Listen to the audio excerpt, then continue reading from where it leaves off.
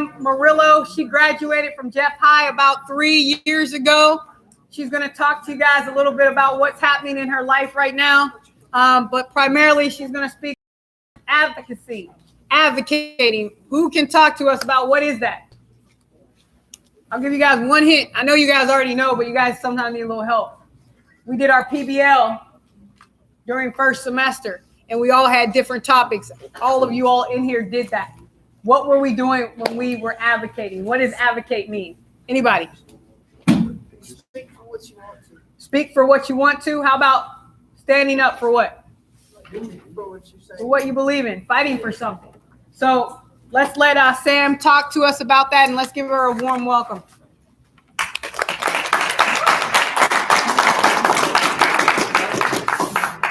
Okay, hi guys. So like Ms. Hurt said, and Ms. Evinger, I graduated Jeff High about 3 years ago. And basically I grew up in Jeffersonville, Indiana, like most of you. And we're gonna talk about advocacy. So like you said, it's basically advocacy is something that you stand up for, right? Something you believe in. And so the technical definition for advocacy is the public support or recommendation of a particular cause or policy. So some examples of something you can advocate for would be mental health awareness, environment policies, or LGBTQ rights. Today, what I'm mostly focused on advocating for in my life is DACA, and we're going to talk about what DACA is, who it affects, and what it does. So let's see. All right, so DACA means it's the deferred action of childhood arrivals, and we're going to talk a little bit about what that means, a little bit about my background as well. So basically, what does DACA do? So it allows those under this protection to have a driver's license, have a social security number, have a work permit, and continue on higher education, which means college. So what is DACA and who does it affect? So we'll start a little bit with my background. So I was born in Mexico, and I immigrated to the United States when I was 7 years old. I have a younger brother. I believe most of you probably know him. His name is Angel Murillo. He's my younger brother. And so he came to the United States when he was 2, and I came when I was 7. And so basically, why did we come to the United States? Long story short, my parents had, they lost their jobs due to the economic crisis in Mexico at the time. So what happens during an economic crisis? People lose their jobs, the banks crash, money is nowhere to be found. My dad at the time was an accountant, and my mom was a principal of a school. And so sadly, they were both terminated from their jobs. So then what happened? There was a lot of gang-related activity. So a lot of drugs were being sold, a lot of violence. People were getting killed and shot. And basically, it was getting too dangerous to raise a family there. So my family decided to immigrate to the United States.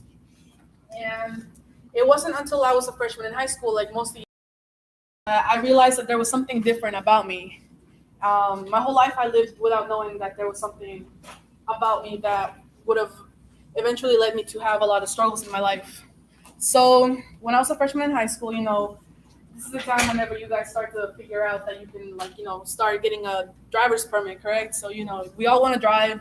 I remember all my friends were getting driver's permits at the time. So I told my mom, I was like, hey, I would like to go take my driver's test for my permit. And then that's whenever she said I couldn't. And I was like, what do you mean that I can't? And she was like, you can't because you're undocumented. And I was like, what does that mean? What does it mean to be undocumented? What do you mean? And then she said, basically it means that you don't have access to the same things that all of your peers do. I didn't really understand what it meant to be undocumented or what it meant to not have the same resources. I didn't really understand, but she was my mom, so I just kind of listened to what she said, and I didn't try to get a permit again. And so it wasn't until 2016, I believe, that I was a junior in high school at the time, and I had I was given the opportunity to apply for DACA. Again, DACA is the Deferred Action for Childhood Arrivals. Childhood arrivals means that you were brought here to the United States before you were 13 years old, which I was because I came when I was 7. Under the Obama administration, he started DACA. So through him, I was able to have a driver's license, have a social security number, a work permit, and continue on to higher education. Under DACA, I was protected of deportation. So what does that mean now that I back in high school, how does DACA affect my life? Around junior year, they tell you have to start applying for college and you have to start applying for FAFSA. So during that time, I was trying to apply for FAFSA. FAFSA is the federal student aid that helps you pay for college. But it turns out that I found out that by trying to apply to FAFSA, I found out that I was ineligible to apply. Why was I ineligible to apply? Because even though I have a social security number, because I'm not a U.S. citizen, I was not able to apply for FAFSA, which means I was not able to get financial aid from the government to pay for college. So that was my first obstacle. I was like, okay, so now what? So then, I thought I'll apply to schools anyway. I'll apply to every school in Indiana. I'll see what they offer me. I'll see what happens. So that's what I did. When I graduated Jeff High, I graduated with a 4.5 GPA. I was in soccer, so I was involved in a sport, and I also did a lot of clubs, so I was very involved in school. That's basically what they tell you need to do to go to college, right? You need to be in a club, or you need to be in a sport, or you need to have good grades, And I had all three, so I was like, there's no way that I'm not going to get into college. So next thing you know, I'm applying for colleges, right? And next, I get accepted into every college in Indiana: IUPUI, IU Bloomington, IUS, Purdue. I got into all of those schools. Now, whenever it came time to visit those schools and have a conversation with those counselors about financial aid, they told me that I was ineligible for financial aid. So again, I get told that I cannot have financial aid. This time, it wasn't because I'm undocumented. This time, it was because I have DACA. And because DACA students, basically, Indiana is what you call a locked out state. So what do you mean by locked out state? A locked out makes DACA students pay out-of-state tuition, even though they have lived in Indiana their whole life. So in my case, I had lived in Indiana since I was 7 years old. And like I said, IUPUI, IUS, IU Bloomington, they all told me I had to pay out-of-state tuition, even though I had lived in Indiana my whole life. So I was very confused as to why, and it was all because I have DACA. So again, I'm told that I cannot afford college, and I really couldn't afford college. My parents worked 3 jobs, both of them do. I didn't work at the time, I was 16. So then I was like, how am I gonna afford going to college? I looked everywhere, I looked for help. I looked for, I'm not sure if you guys have had to apply for scholarships yet, but when you apply, they all say you have to be a U.S. citizen. Even if I have a social security number, I cannot apply because I am DACA. So because I'm DACA, I was not eligible to apply for a majority of scholarships, even outside of the universities. So then I went to my counselors, what do you do when you don't know what to do next? I went to my counselors here at Jeff, and they told me basically that to give up. They were like, you should give up because you're DACA and there's not a lot of help for you. I don't know how to help you. I don't know what to do. So give up and start working. But, I didn't want to take that answer. I didn't let my legal status I didn't let my legal status prevent me from succeeding in life. So basically, what happened was I looked for other outside resources. I ended up finding a scholarship. It's called the Dream.US. And through the Dream.US, I was able to get a full ride. So now I am a DACA student on a full ride at a school in Washington, D.C. So my school is called Trinity Washington University, and it's an all-girls small school. Does anybody know who Nancy Pelosi is? Yeah, the house. The Speaker of the House. Good. So I mentioned her because she graduated from Trinity whenever she was in college. So she graduated in the 60s. And through her, I have been able to advocate for DACA and for what it means to me. It wasn't until I got to college in DC that I realized how important DACA was and how much it was going to impact my life. And what do I mean by this?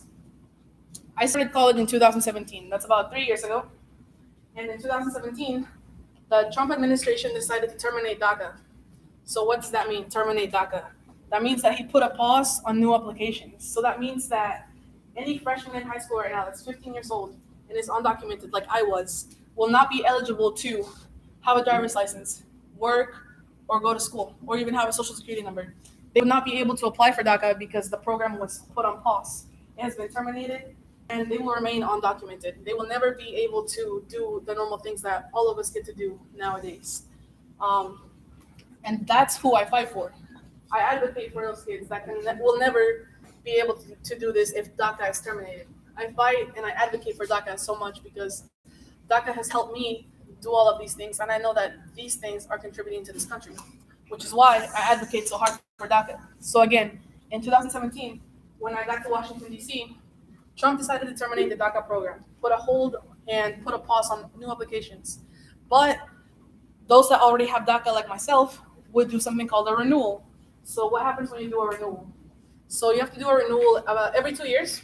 So what happens when you do that? You have to get a background check done every 2 years, and you have to get biometrics done. Do you guys know what biometrics are?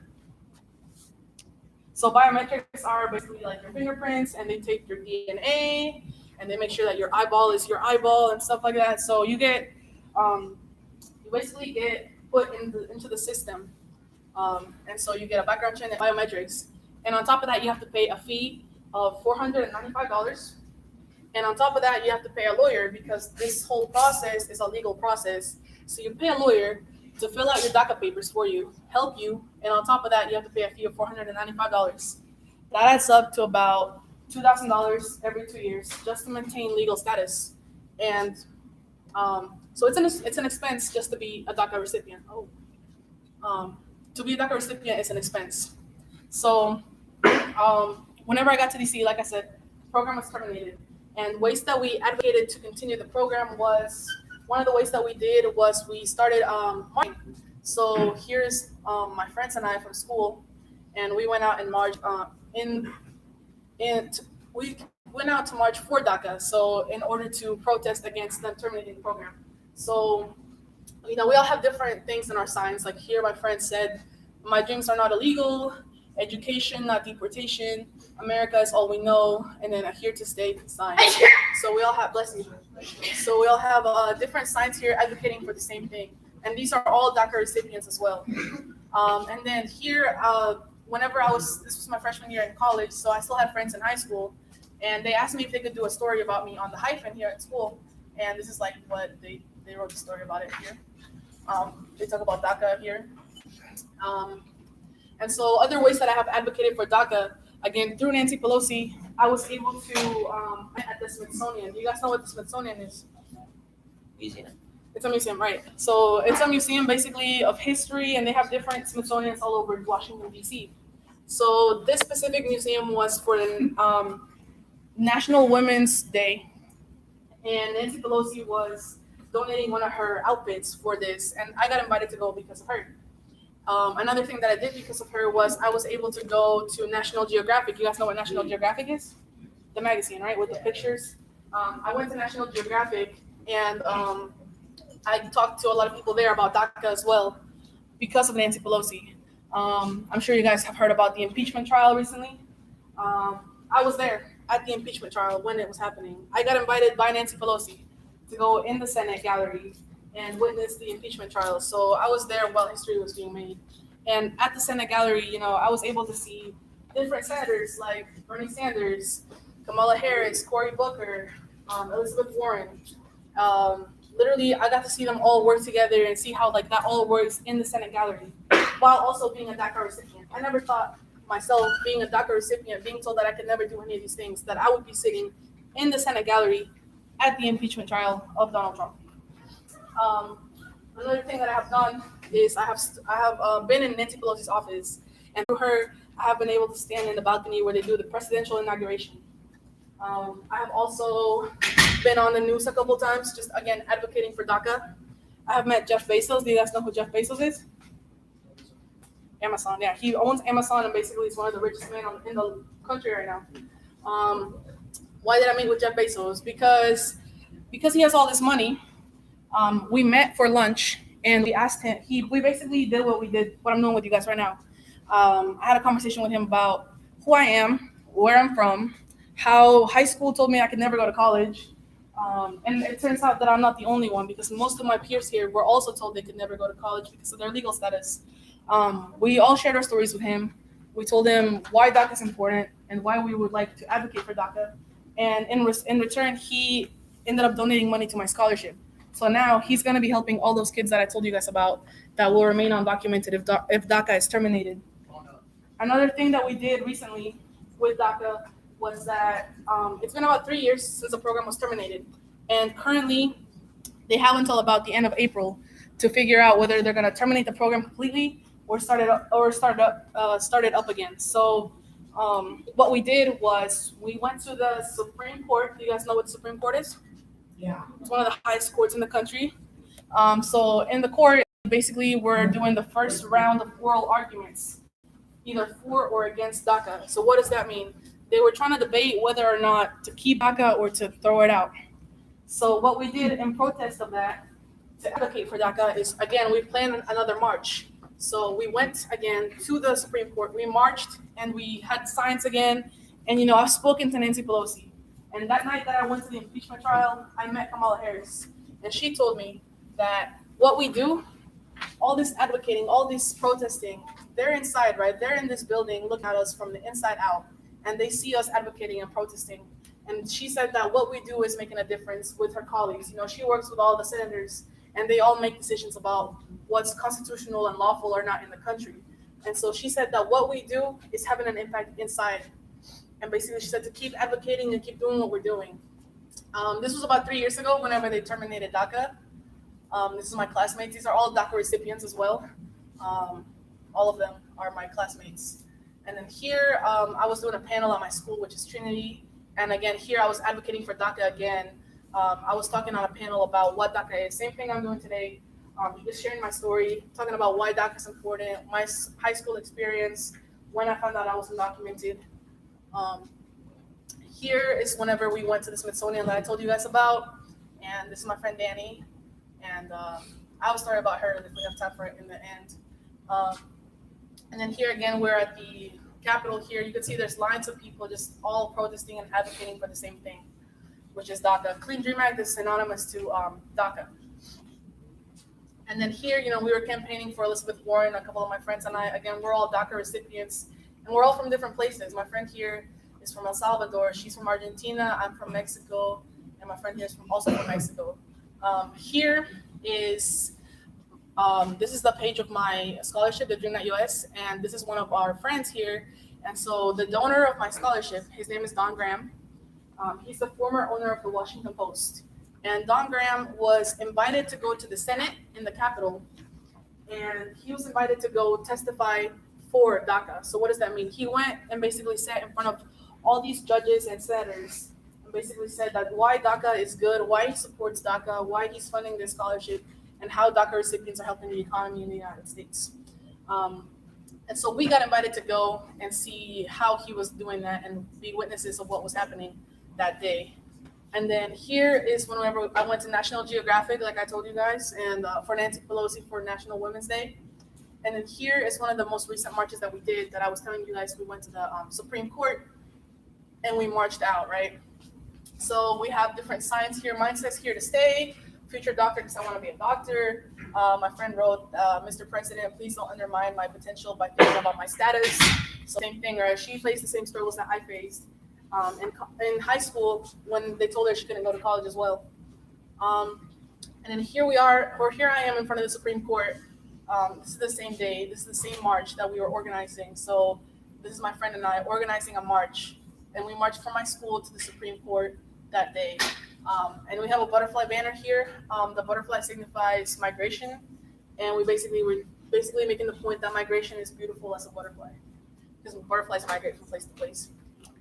And then here is my ticket for the Senate gallery for the impeachment trial that I told you guys about. So here's the ticket that I had for that. And then here are my classmates, and they made it on the New York Times. And this is like a real headline. The New York Times wrote, "A rally in support of Deferred Action for Childhood Arrivals program outside the Supreme Court in Washington on Tuesday." So these are my classmates, and we made it on the New York Times. And then this is the picture with Jeff Bezos that I told you guys about. And really, this is all to show that advocacy goes a long way, and that it's not just something that you learn in the classroom, it's something that can be applicable in life. I myself never thought that I would be me from Jeffersonville that was told I could never go to college. I never thought I would be doing all these things in Washington, D.C. I never thought I would be advocating, meeting Jeff Bezos. I never thought I would be in the Senate gallery for the impeachment. I never thought any of that was possible, but through advocacy, all this has been possible, just through telling my story, sharing what I think and standing up for what I believe in has led me to do all these cool things. And I'm just getting started. There's so much more that I'm yet to do. And so that's what Advocacy has done in my life, at least. That concludes my presentation. So I know Ms. Hurd got to introduce Sam, but I'm just going to take a moment because I had the pleasure of coaching Sam in soccer and got to know her then and saw what an amazing young woman she was. And as we teach rhetoric every year and we do our PBL on advocacy, the number one question I get from students is, but what can I actually do to change anything? Who's going to listen to me? And of course, a lot of former students and soccer players do stay in contact with me. And when I realized that Sam was making such a huge splash in advocacy, I wanted to invite her to speak to you, because regardless of how we believe, right, or where we stand politically, we can respect someone who takes risks to advocate for what they believe in. And I wanted you to understand that somebody who's 20 years old from Jeffersonville, Indiana, from Jeffersonville High School, is changing the world the way she wants to. She's advocating. She's out there every single day organizing events to advocate for different things and using social media to advocate. So I just would like for you to thank her, and I think we have some time for some questions. So please, thank you.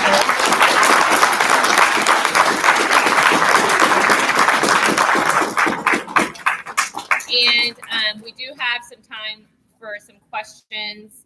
If you have any specific questions for Sam and her experiences, or if anybody wants to get some pictures with her for us to post onto the Freshman Academy Instagram page. Kion, you have a question? Mm-hmm. I'm sorry? How to go for him. So, like I said, the program is currently terminated. So that means that he is undocumented and unprotected, which means that he does not have